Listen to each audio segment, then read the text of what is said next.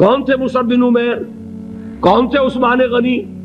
کون تھے سعد بن ابی وقاص؟ قریش کے اعلیٰ گھرانوں کے چشم و چراغ نوجوان، وہ آ رہے ہیں محمد کے ہاتھ پر بیعت کر رہے ہیں، اسلام لا رہے ہیں صلی اللہ علیہ وسلم۔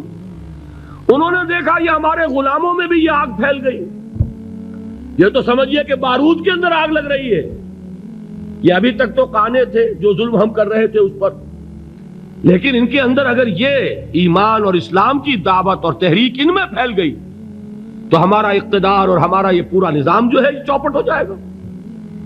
یہ ہے وہ چیز جو میں نے کل آپ کو اقبال کا مصرع سنایا تھا کہ نظام کہنا کے پاس بانو یہ معرض انقلاب میں ہے، beware of the revolution that is coming, لہذا اپنی پوری قوتوں کو جمع کرو اور کچل دو انہیں، مارو انہیں۔ یہ کام شروع ہوا ہے سن 5 سے، بلکہ 4 کہنا چاہیے، 4 سے لے کر 12 تک 8 برس اس کو کہتے ہیں پرسیکیوشن، فزیکل پرسیکیوشن، تشدد، مار پیٹ، جلانا، دہتے ہوئے انگاروں پر لٹانا، فاقے رکھنا، بھوکے رکھنا، ان کو ڈال دی گئی زنجیریں، گھروں میں بند کر دیا گیا نوجوانوں کو۔ حضرت عثمان کو چچا نے ان کے ایک چٹائی کے اندر لپیٹا اور دھونی دے دی، دم گھٹ رہا ہے، جان نکل رہی ہے۔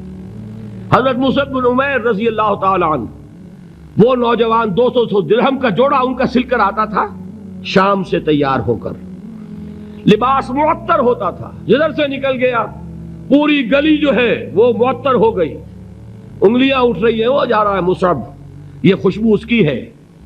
اس مصعب کے ساتھ کیا سلوک کیا؟ باپ تو مر چکا تھا، ماں نے پالا تھا، دولت بہت چھوڑ کر گیا تھا باپ، لہذا ماں نے بڑے ناز و نام میں پالا، بڑے لاڈ پیار میں، 200 درہم کا جوڑا تیار ہو رہا ہے۔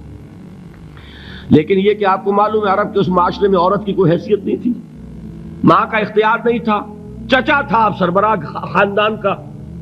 چچا نے کہا مصعب اگر تم نے اپنے باپ کا دین چھوڑ دیا ہے تو باپ کی دولت پر بھی تمہارا کوئی حق نہیں ہے، نکل جاؤ گھر سے۔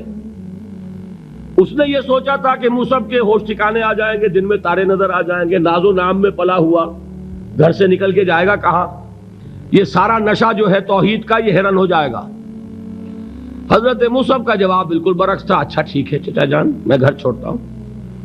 وہی بات جو کبھی کہی تھی ابراہیم نے، باپ نے کیا کہا تھا؟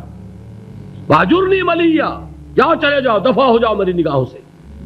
حضرت ابراہیم نے کیا جواب دیا تھا؟ سلام علیک ساستغفر لک ربی انہ کان بی حفیہ۔ اچھا باجان آپ کا حکم یہی ہے تو میں چلتا ہوں، آپ پر سلامتی ہو، میرا رب مجھ پر بڑا مہربان ہے، میں اس سے آپ کے لیے استغفار کروں گا۔ جلدی یہی جو ہے حضرت ابراہیمی کی نسل ہے نا قریش۔ آج ابراہیم کے ایک بیٹے کے ساتھ وہی معاملہ ہو رہا ہے مصعب کے ساتھ، اور مصعب چلنے کے لیے تیار ہو گئے۔ چچا نے سوچا میں سمجھتا تھا کہ ہوش ٹھکانے آ جائیں گے، یہ تو تیار ہو گیا نکلنے کے لیے۔ غصے میں آ کے اگلی بات کہی، یہ کپڑے جو پہنے ہوئے تم نے یہ بھی اسی مشرک باپ کی کمائی کے ہیں، اتارو ان کو۔ وہیں کپڑے اتارے، مادر زاد برہنہ گھر سے نکالے گئے، ماں کے پاس پہنچے، ماں نے آنکھوں پر ہاتھ رکھے، مصعب کیا ہوا؟ کہ ماں سے کہتے ہیں کہ ماں میں موحد ہو گیا ہوں، اور وہاں سے گئے پھر حضور کی خدمت میں کپڑے کہیں سے مانگے ہوں گے۔ یہ مصعب ہیں 200 درہم کا جوڑا پہننے والے، جب حضور پر مدینے کے 12 افراد ایمان لائے تھے، بیعت عقبہ اولی ہوئی، انہوں نے کہا کہ حضور ہمیں کوئی شخص اپنا ایسا شاگرد دیجئے جو ہمیں قرآن پڑھا سکے۔ حضور نے حکم دیا مصعب جاؤ، اب مدینے جاؤ، یثرب جاؤ، یثرب والوں کو قرآن پڑھاؤ، انہیں تبلیغ کرو۔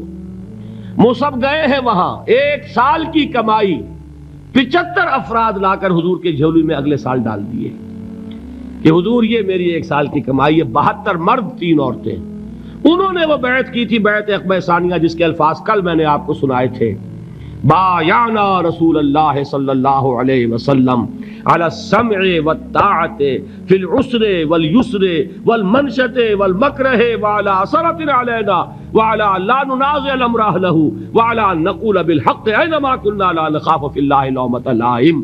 یہ 72 مرد تھے مدینے کے جنہوں نے یہ بیعت کی، پھر انہوں نے ریکویسٹ کی کہ حضور اب آپ ہمارے ہاں تشریف لائیے،